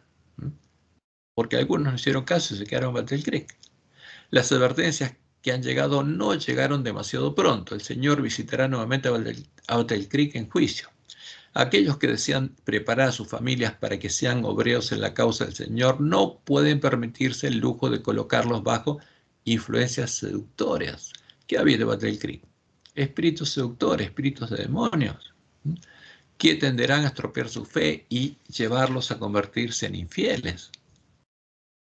Advierto a aquellos que han actuado y están desempeñando un papel en esta obra seductora que rompan el hechizo que pesa sobre ellos, porque Dios todavía estaba llamándolos, porque alguno que estaba participando ahí, con el llamado de Dios, se separaba y Dios lo podía restaurar.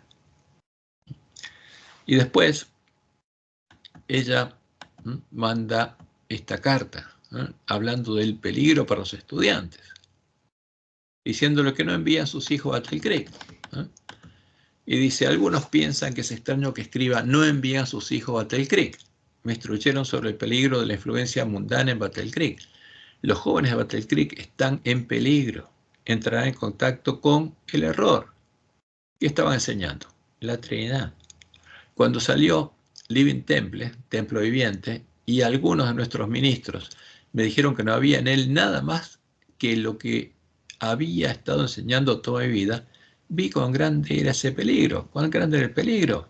¿Por qué? Porque los ministros creían que Elena había estado enseñando lo que enseñaba Living Temple y la Trinidad, y estaban escribiendo a favor de la Trinidad. Vi que la ceguera había caído sobre algunos que conocían la verdad desde hacía mucho tiempo. Oro para que el Señor abra los ojos de estos ministros, para que puedan ver la diferencia entre la luz y las tinieblas, entre la verdad y el error. ¿Y a qué llamaba el error en Ajuay? A la Trinidad. En ese tiempo, el doctor Kellogg y pastores adventistas estaban introduciendo en nuestra iglesia la doctrina de la Trinidad y se estaban usando los escritos de la White para hacer esta obra, del mismo modo en el que se hace ahora, en el tiempo de la apostasía omega. ¿Y qué dijo él en ese tiempo? Living Temple contiene el alfa de esas teorías. Sabía que la omega seguiría poco después y temblé por nuestro pueblo. Y nosotros podemos identificar al alfa y al omega en Ezequiel 8, porque Ezequiel 8 es el que anunció, es donde Dios anunció las abominaciones que estarían en medio de nuestra iglesia. Cuando llegara el tiempo de sellamiento del pueblo adventista, como se ve en Ezequiel 9. Y el alfa es la imagen del celo, la que llamaría celos a Jehová. Y es la Trinidad. Y la Omega, como es descrita en Ezequiel, como la segunda abominación, son las meditaciones ignacianas que ya se introdujeron en medio de nuestra iglesia y se están enseñando abiertamente, por la cual los hombres se hacen imágenes de los dioses de la Trinidad en sus mentes y les oran y les ofrecen incienso. Ese es el problema. Y ya esto pasó, ya está en nuestra iglesia. Dice ella, y temblé por nuestro pueblo. Sabía que debía advertir a nuestros hermanos y hermanas que no debían entrar en controversia en cuanto a la presencia y la personalidad de Dios. Las declaraciones presentadas en Living Temple acerca de este punto son incorrectas. Los textos empleados para apoyar la doctrina presentada son pasajes mal aplicados. Me siento impulsada a hablar negando la pretensión de que las enseñanzas de Living Temple puedan ser apoyadas por declaraciones de mis escritos. Porque, ¿qué hizo Kellogg? Ni lerdo ni perezoso tomó los escritos de White, que podían dar a entender la existencia de tres personas que son Dios, y las usó. Y dice Elena, quizás haya en ese libro expresiones y opiniones que están en armonía con mis escritos, y quizás haya en mis escritos muchas declaraciones. Y se dio cuenta que había muchas declaraciones que, tomadas aisladamente e interpretadas de acuerdo con el modo de pensar del autor de Living Temple, parecerían estar en armonía con las enseñanzas de ese libro, con las doctrinas de la Trinidad. Esto puede dar un apoyo, dice ella, aparente al acerto de que las opiniones que hay en Living Temple están en armonía con mis escritos. Pero dice lo siguiente, pero no permita a Dios que prevalezca esa opinión. Y en algunos prevaleció. Elena White identificó claramente a la doctrina de la Trinidad enseñada por el Dr. Kellogg como la misma doctrina que Isabel enseñaba en Tiatira, la doctrina que lleva a conocer las profundidades de Satanás y es el alfa de las herejías mortíferas sobre la presencia y la personalidad de Dios. Esa era la doctrina que el Dr. Kellogg estaba usando para dar soporte a sus enseñanzas panteístas. Y esto es lo que leemos en los testimonios especiales serie B número 7, el capítulo 14, cuando ella llama a salir y separarse de Battle Creek. Y vamos a leerlo en castellano. Ella dice, no he podido dormir durante la noche pasada. Me han llegado cartas con declaraciones hechas por hombres que afirmaron haberle preguntado al Dr. Kellogg si cree en los testimonios de la hermana White. Él declara que lo hace, pero no lo hace. Y agrega, estoy prestando atención hasta donde yo sé al mensaje que Cristo vino del cielo para darle a Juan, como está registrado en los capítulos 1, 2 y 3 de Apocalipsis. Y ahora sí directamente lo que estaba pasando en Tiatira. Pero a vosotros os digo, y a los que están en Tiatira, a cuántos no tiene esa doctrina. Fíjense, asocia directamente la doctrina de Trinidad con la doctrina que Jezabel enseñaba en Tiatira. Y no han conocido las profundidades de Satanás, como dicen, no os impondré ninguna otra carga. Y claramente asoció la Trinidad con, ¿qué cosa? La doctrina que lleva a conocer las profundidades de Satanás. La doctrina que en el edicto de Tesalónica, los que conocieron las profundidades de Satanás, elevaron para asesinar a sus hermanos, como hijos del diablo, como asesinos, como hijos de Satanás. Ahora, ¿conocen nuestros teólogos estas declaraciones, las declaraciones más claras de Elena White en contra de la doctrina de la Trinidad? Y la respuesta es clara, sí, las conocen. Saben que son sumamente claras y que nadie podría llegar a entenderlo mal. Y en el libro de la Trinidad, de Casa Editorial Sudamericana, pero simplemente es una traducción de lo que publicó la Conferencia General, buscan darles una explicación, buscan poder torcer las declaraciones de Elena White para poder justificar la introducción de esa doctrina en nuestra iglesia. Y vamos a ver lo que dice. Libro de la Trinidad. Página 228. Y dicen nuestros teólogos, mientras el conflicto se prolongó durante 1905, Elena de White escribió otro documento que expuso el asunto a la iglesia en líneas tan contundentes que nadie podía entenderlo mal. ¿Se podía confundir lo que decía de White? No. Claramente decía que la Trinidad es la doctrina que Jezabel enseñaba en Tiatira. pero ellos tratan de torcerlo. El manuscrito ofrece tal vez la acusación más radical y fundamental que ella escribió alguna vez contra una falsa opinión de la Trinidad, dicen ellos, ¿no? Seguida por una de sus descripciones más explícitas, ¿no? Dicen de lo que consideraba ser la verdadera comprensión de la Trinidad. Ahora, y acá hay algo que yo agregué en rojo, ¿eh? Esta descripción más explícita son palabras apócrifas agregadas a sus escritos por los vestidos de ovejas, lo cual podemos probar. ¿Por qué? ¿Por qué podemos probarlo? Porque aquí en Argentina y en otras partes del mundo fueron publicadas una vez y después se arrepintieron de haberlo hecho, justamente una foto que nos mostraba lo que Elena escribió de su propio puño en ese tiempo. Y cuando uno empieza a leer eso, ve que ahí no dice lo que ahora aparece justamente como que ella dijo. Dice otra cosa. Y una vez yo tomé eso, lo traduje para que vieran lo que decía y puse esa foto que habían publicado junto con la traducción, lo que quería decir, y para que vieran que no tiene nada que ver con lo que pusieron ellos ahora, que es la verdadera comprensión de la Trinidad. ¿Y qué pasó? En la escuela sabática de mi iglesia en Florida, yo lo puse y un hermano lo tomó y se lo mandó al Centro Huay. A ver qué decían. ¿Y qué hicieron en Centro Huay? Le mandaron una foto de otro manuscrito, con otra letra, una letra caligráfica perfecta, que decía lo que ellos pusieron en el libro, y no es la letra de Huay. Por eso sabemos que son palabras apócrifas, no fue escrito por Elena de White eso. Porque ella está hablando de la Trinidad, no está hablando de una falsa opinión de la Trinidad, está hablando de la doctrina que Isabel enseñaba en Tiatira, y es la doctrina de la Trinidad. Y en defensa de esa doctrina se enseñó al pueblo a conocer a su Dios, porque esa es la abominación desoladora de la que habló el profeta Daniel. ¿Y qué siguen diciendo nuestros teólogos? En ese documento, publicado en 1905, califica la opinión de Kellogg, no la opinión de Kellogg, de espiritualista, vacía, imperfecta, inexacta, las profundidades de Satanás. No, dice que la doctrina de la Trinidad son las profundidades de Satanás. Y el sendero de la serpiente, decía que quienes las recibieron estaban dando oído a espíritus seductores y a doctrinas de demonios.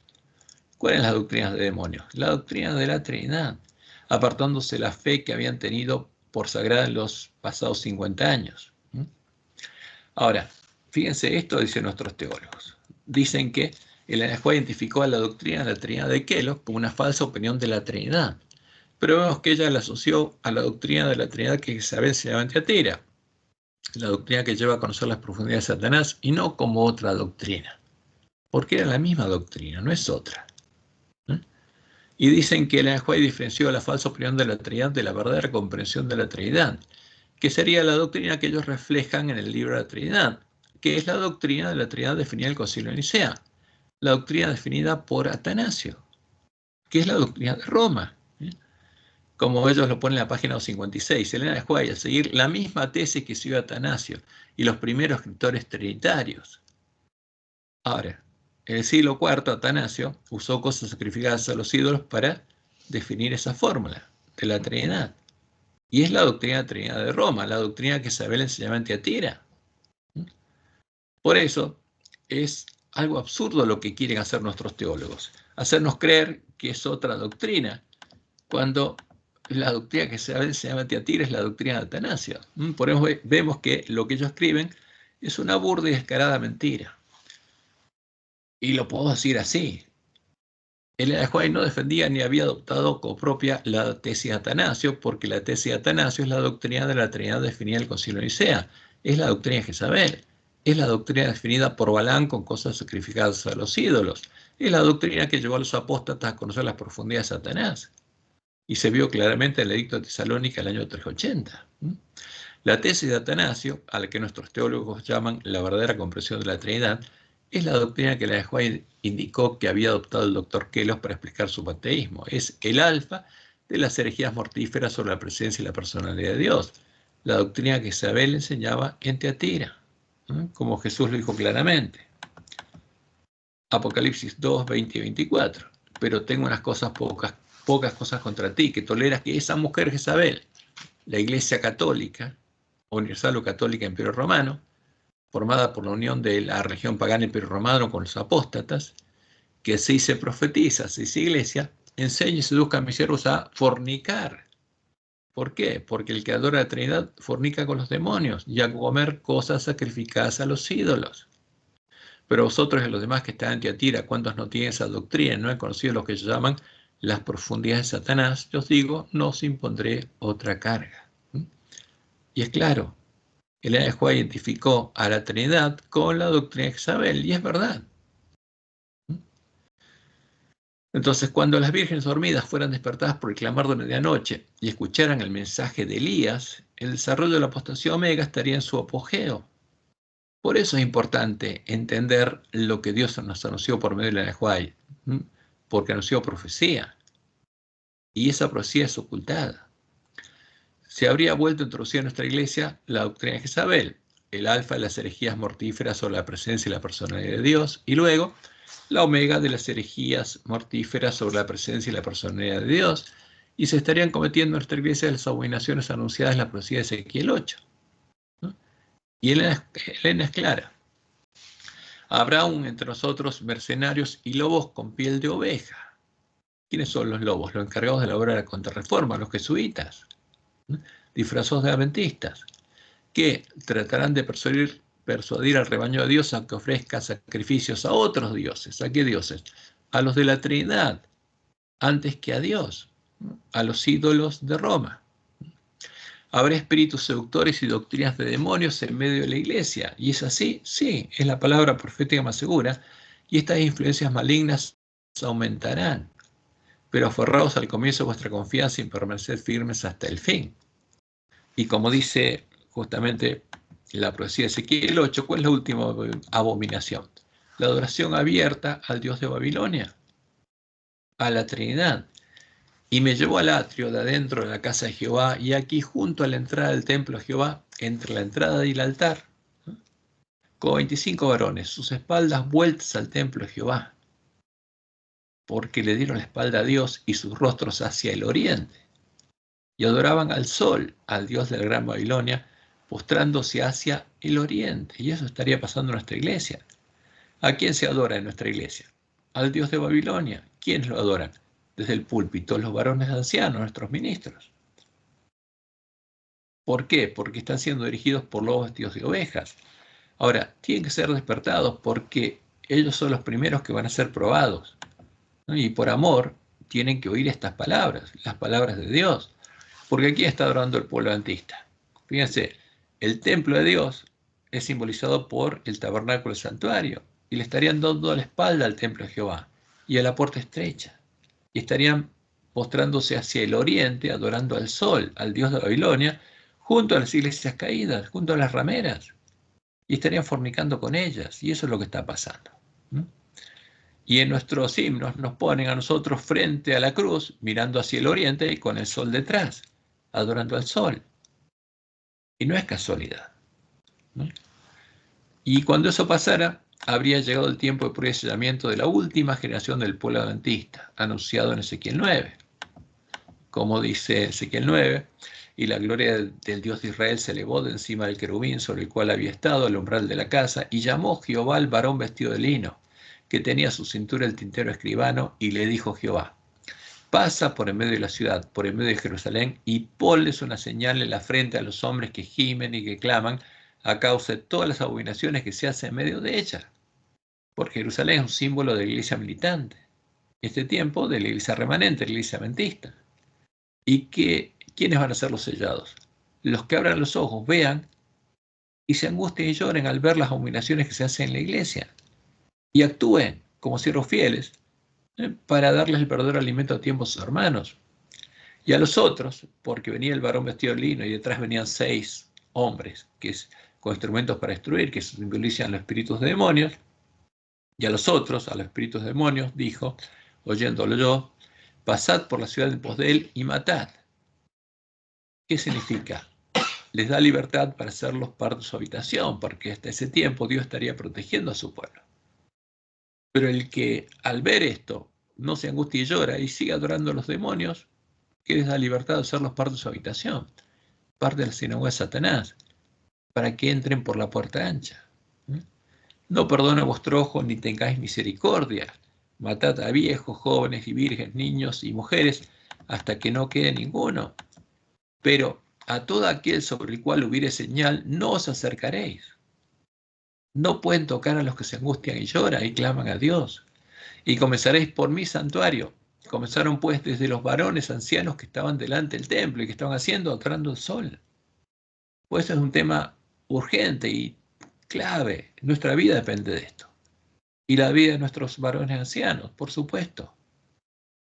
Porque todo el pueblo antista estaría dormido en la condición del ángel de la Odisea, se creería rico, pero cuando abriéramos los ojos serían probados y tendríamos que elegir a quién vamos a adorar. Y Elena es clara, porque esta profecía se refiere a lo que pasa en el pueblo antista.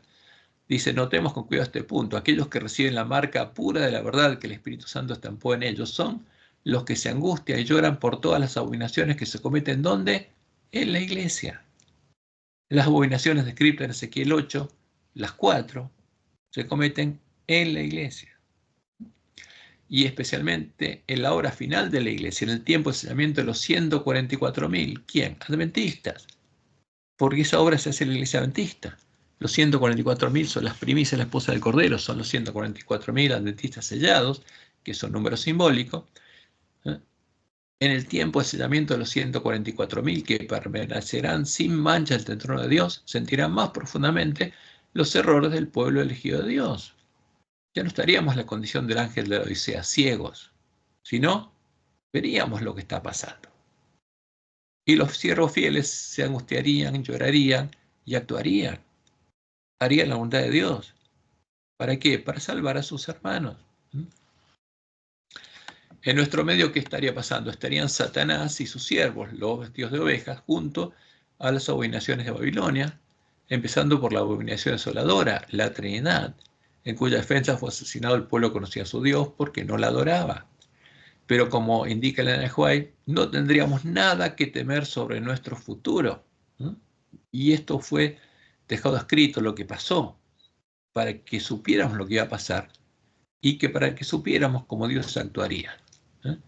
¿Por qué no tendríamos nada que temer sobre nuestro futuro? Porque Dios actuaría en nuestro tiempo del mismo modo en el que actuó en nuestra historia pasada, en la apostasía alfa. Y esto lo leemos en el evento de los últimos días, número 73. Y dice Elena, y esto lo dijo en 1902, como he participado en todo paso de avance hasta nuestra condición presente, a repasar la historia pasada puedo decir, alabado sea Dios. Al ver lo que el Señor ha hecho, me lleno de admiración y de confianza en Cristo como director. Y agrega, no tenemos nada que temer del futuro. Fíjense, Dios le había mostrado que pasaría. Habría espíritus seductores, doctrinas de demonios, pero ella dice, no tenemos nada que temer del futuro a menos que olvidemos la manera en que el Señor nos ha conducido y lo que nos ha enseñado en nuestra historia pasada. Por eso es importante conocer nuestra historia. Porque lo que pasó en el alfa está pasando ahora. Y la pregunta es, ¿ha caído la iglesia adventista? Y la respuesta es clara, no, no ha caído. Está en apostasía, está siguiendo el camino de la apostasía, está adorando al Dios de la Gran Babilonia, pero no caerá. Cumplirá el propósito para el cual fue llamada y Dios tendrá una cosecha de trigo entre sus miembros. Al mismo tiempo, Satanás obtendrá una gran cosecha de cizaña. Pero el propósito que Dios le dio a la iglesia adventista lo va a alcanzar. Habría una parte del pueblo adventista que clamaría a Dios, Dios haría la obra del hombre de la escobilla, recuperaríamos el conocimiento de la verdad, y Dios tendría una cosecha de trigo en medio de la iglesia adventista. Ahora, ¿qué pasa con nuestra iglesia? Ya le hicieron los lobos vestidos de ovejas dar los 5 pasos a la apostasía. El primer paso a la apostasía es levantar un credo. Ya fue levantado, conteniendo aquí la doctrina de la Trinidad, del alfa de las herejías mortíferas, diciéndonos lo que debemos creer, como lo hizo el hombre de pecado, sentándose en el templo de Dios como Dios, haciéndose pasar por Dios. Porque el que le dice a sus hermanos lo que debe creer, se pone en lugar de Dios. El segundo paso es hacer del credo una prueba de fe en la iglesia, fe en los que definieron el credo, Y eso ya se dio, porque para bautizarse en la Iglesia Adventista hay que confesar la fe en el credo. El tercero es juzgar a los miembros por el credo. Y por supuesto está haciendo, eso es lo que establece el manual de iglesias, estableciendo nuevos pecados, ¿eh? Porque los que escribieron ese manual son lobos vestidos de ovejas. Y el cuarto es denunciar como herejes a los que no creen el credo. Y el quinto, comenzar una persecución contra ellos, cosa que está sucediendo. Pero la que ha caído, ¿quién es? Es la Gran Babilonia por haberle dado a beber de su vino, empezando por el alfa de las herejías mortíferas sobre la presencia y la personalidad de Dios, ¿no? Llegando al omega de las herejías mortíferas sobre la presencia y la personalidad de Dios. ¿A quién? ¿A quién le dio a beber? A la única nación que no lo había bebido, como leemos el Conflicto de los Siglos, página 440. Dice Elena, la caída de Babilonia no se completa sino cuando la iglesia, ¿qué iglesia? La única iglesia leal a Jehová, la iglesia adventista, la única iglesia que no había bebido el vino de Babilonia y era parte del plan de Dios, se encuentra en este estado. ¿Y se encuentra en ese estado? Sí.